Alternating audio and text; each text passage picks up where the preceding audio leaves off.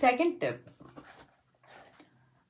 அவங்க ஏதாவது ஒரு சாக்லேட் சாப்பிட்டுட்டு சாக்லேட் கவரை பெட் மேலே போட்டுட்டாங்க, இல்லை ரூம் கீழே போட்டுட்டாங்க அப்படின்னா, உடனே எப்போ பாரு இந்த குப்பை யாரும் அழுத்துறதே இல்லை அப்படியெல்லாம் திட்டாமல், பிளா பிளா பிளா பிளாலாம் சொல்லாமல், சாக்லேட் கவர்ஸ் எப்போவுமே டஸ்ட்பினில் தான் போகணும், வேஸ்ட் திங்ஸ் டஸ்ட்பின்க்கு தான் போகணும் அப்படின்னு சொல்லிட்டு ஒரு அதை பற்றின இன்ஃபர்மேஷன் கொடுங்க.